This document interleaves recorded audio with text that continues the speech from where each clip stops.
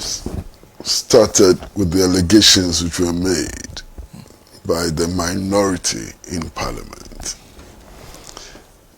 And the allegations simply said that the New Patriotic Party was assigning 30 places in some of the security services for their MPs, their parliamentary candidates.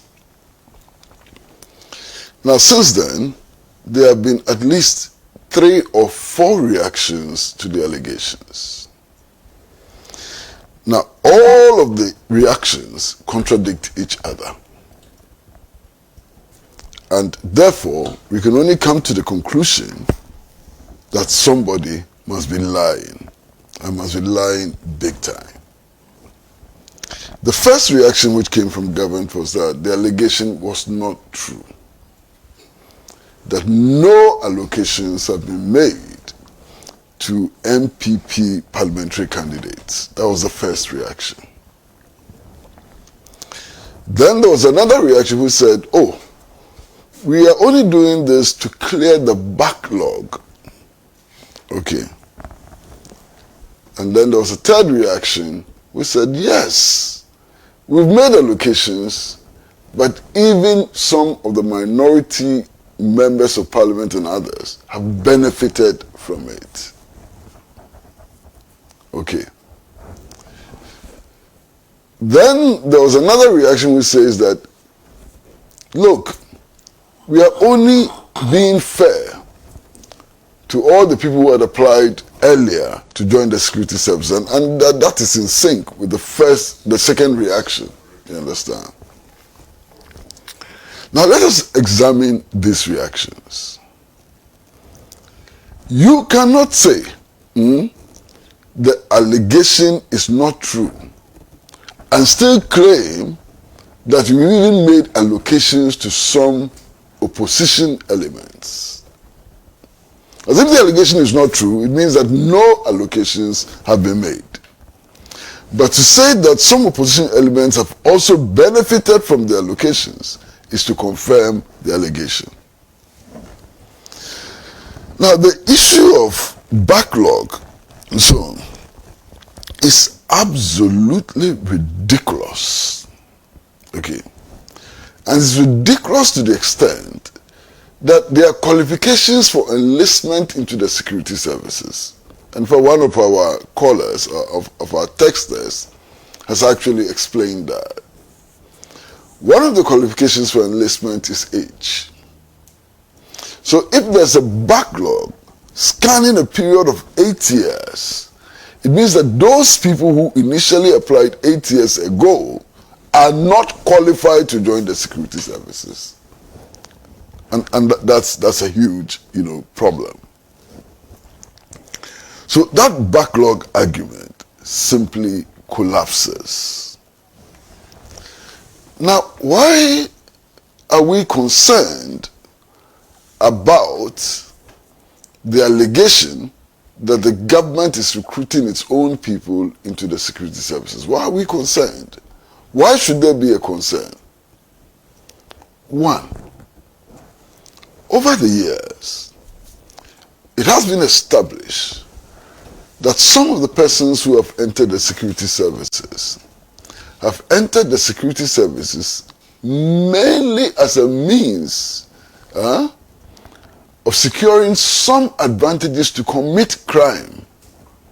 Criminal dens are being established within the security services, and that is a matter of worry.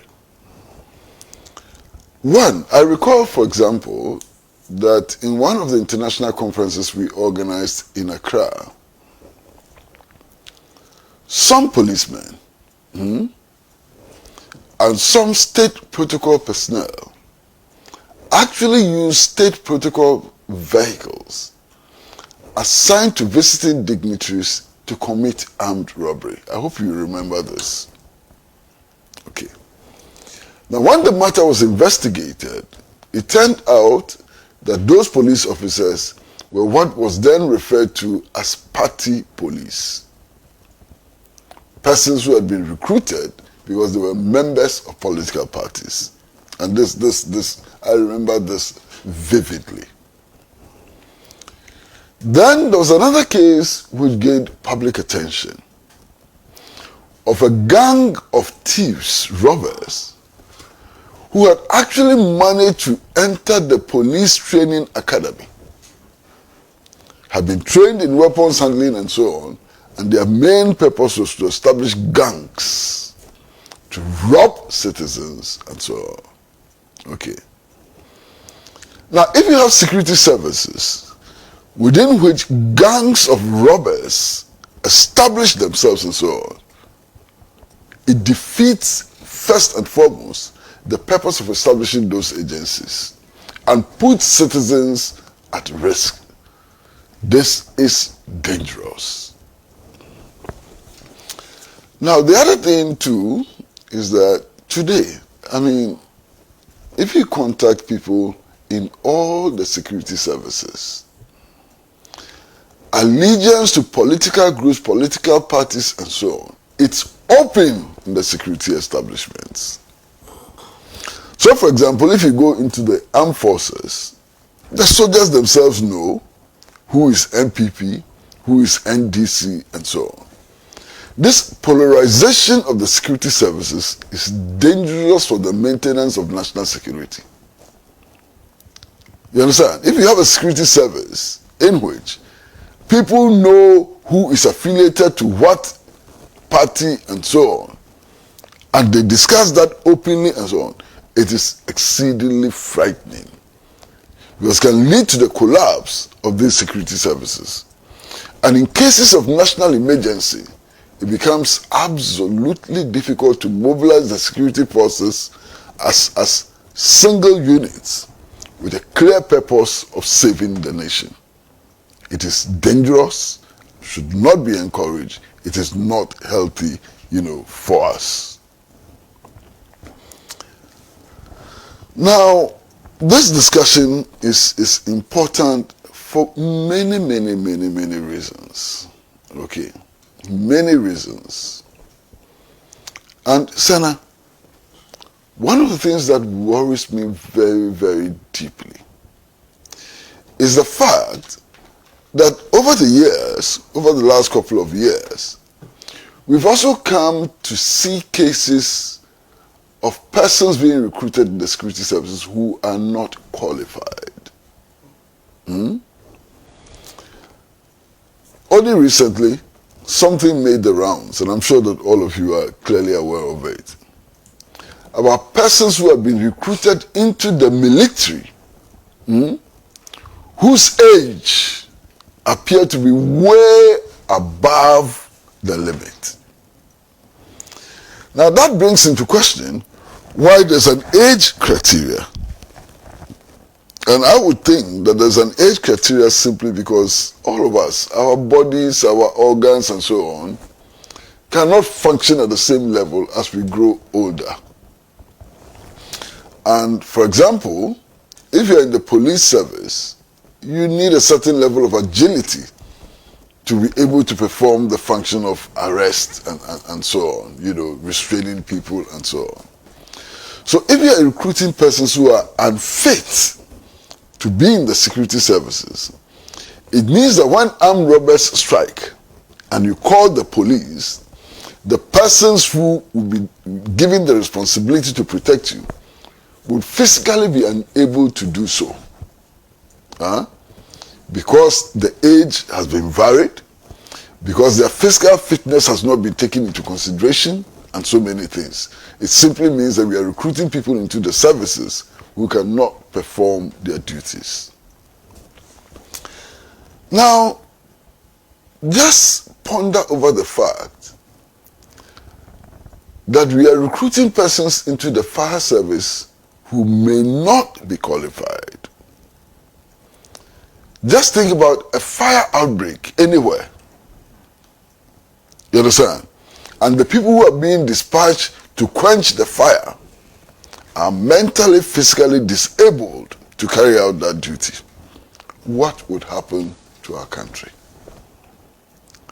Just imagine that as we sit here, and there's intelligence reports to support that, we are under the threat of terrorist attacks and invasion. Just imagine that the people who will be trained to combat terrorism are fiscally incapable, are mentally incapable, and academically incapable. What would happen to our country? This is the worry. This is why there's so much talk about this recruitment, you understand? Now, apart from these things about incapacity to perform duties which would be assigned to them and so on, there's also the issue of the complete bastardization of national politics. And on this program, we have received messages from those who are listening to us, which are exceedingly worrying. There's one guy who sent a message to us just this morning on this platform and says, look, I support the NPP for helping their members, and I'm disgusted with the NDC for not helping their members. What is he saying? He's saying that citizens don't have the same right to employment. That's what he's saying. And he wants to have a situation where Ghanaian citizens are not equal. That citizens who join political parties have more privileges than citizens who do not join political parties. And this is clearly an affront to the 1992 Constitution. This is clearly an affront to all norms of decency. You understand? Why should we build a society in which those who elect to join the NDC or the NPP have special,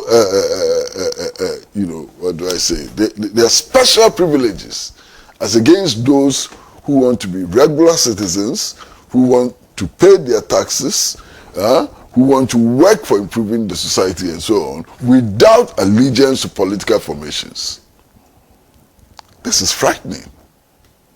It is really, really, really frightening. Is this the kind of society we want to build? Now, there's something else which is important.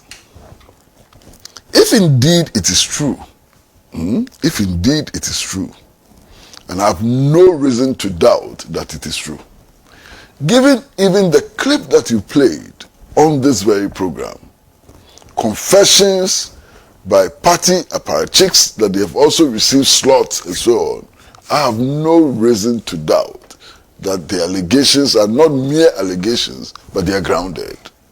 Okay.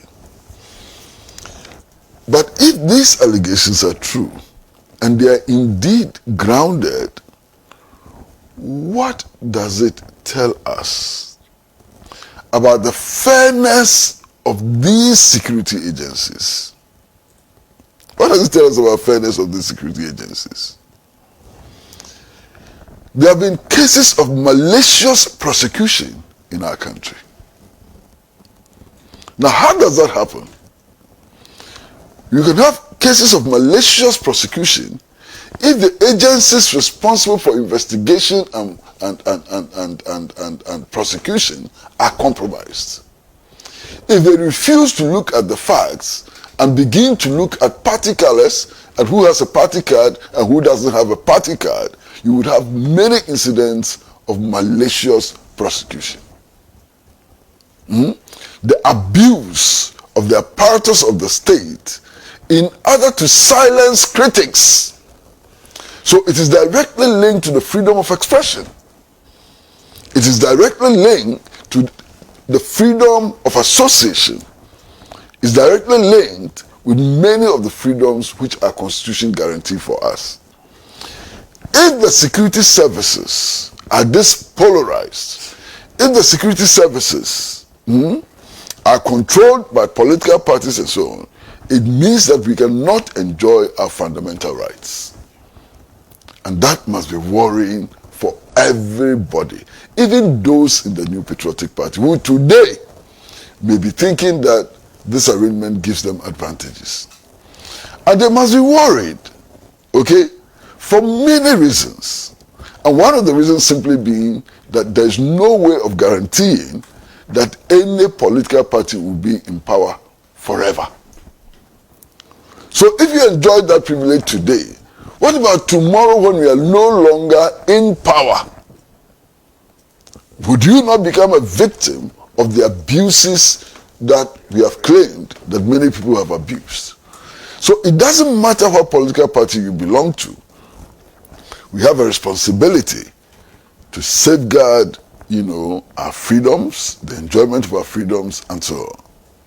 But there's something which is even more serious, which, as far as I'm concerned, is the most serious indication. My brother, these recruitments cannot be privatized and handled the way they are being handled without collusion from the leadership of the security organizations. No political party can monopolize recruitment into the police service, the armed forces, the fire service, and whatever exists if there's no collusion with the leadership of the security services. So, right now, as we are discussing these matters, how is this scam being organized? Who in the Ghana Police Service is facilitating the scam? Who in the Ghana Armed Forces has decided that is going to work with a political party or political parties to ensure that only their members are recruited into the armed forces? Who is sitting at the fire service who is facilitating this scam? This is a very important question. And this immediately brings into question the independence of these security services. Not just the independence of these security services, but the loyalty of the officers of the security services. Are they loyal to Ghana, or they are loyal to the New Patriotic Party? And if they are loyal to the New Patriotic Party, how can they perform their function of being defenders of Ghana and not defenders of individuals, political parties, and cliques? This is a major issue. Major issue. You can't run away from it. If this scam is being perpetrated, then it means the heads of the security services have no independence. Then it means the heads of the security forces are colluding with the New Patriotic Party. And if they are colluding with the New Patriotic Party on filling vacancies and so on in the security services, where would that collusion end? We should be worried about the 2024 elections also. Because if heads of the security services are deliberately and to some extent even openly acting for a political party or political parties, what will they do when elections are rigged? Will they facilitate the rigging of elections? Perhaps, if we take a few steps back into history, we may find answers to some of these questions.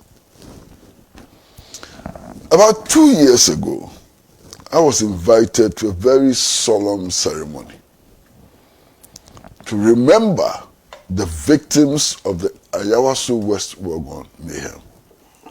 I was invited as one of the speakers to that solemn ceremony. And so, what I saw was painful. I saw people who would never be able to walk again. Never be able to walk again. I saw people with wounds which would never heal again. I saw people who would never be able to work. At first I spoke about walk, but work again. people who have been disabled for life. Okay? Now, it's important to make reference to the report of the Emil Short Commission. A commission of inquiry which was not established by me, it was not established by the National Democratic Congress, it was established by the sitting president, who was the presidential candidate of the New Patriotic Party. And indeed, members of the commission included a sitting Supreme Court judge and so on, appointed also by the sitting president and so on. And the Short Commission made it clear that there were security abuses. You understand? The security services were as it were, used in the perpetrating of these crimes against some of our people and so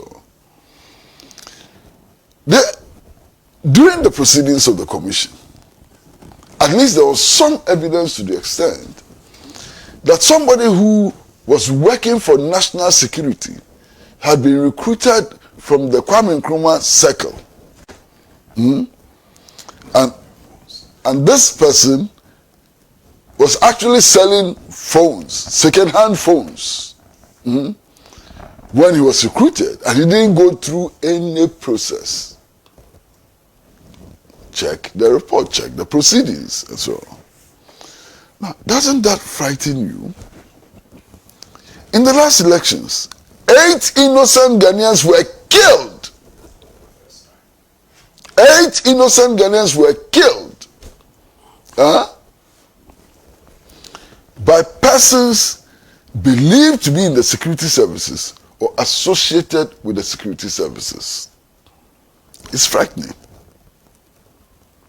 Really frightening. It's an attack on the limited democracy that we have today. This democracy we have has many defects and so on. But for whatever it is, I've heard people say that it is still better than another form of government. There's a dispute about that, but I'm not going to go into that dispute. You understand? But this is a major problem for the exercise of the democratic rights of citizens if security services can be so misused. You understand? Now, I've seen some of the footage on the Ewasu West Wogon mayhem, and you see the vehicles which were used in launching the attacks on innocent citizens. And those vehicles were obviously security vehicles. And in fact, the attackers came in prescribed uniforms of national security establishments and so on. Okay, I'm deeply worried by this.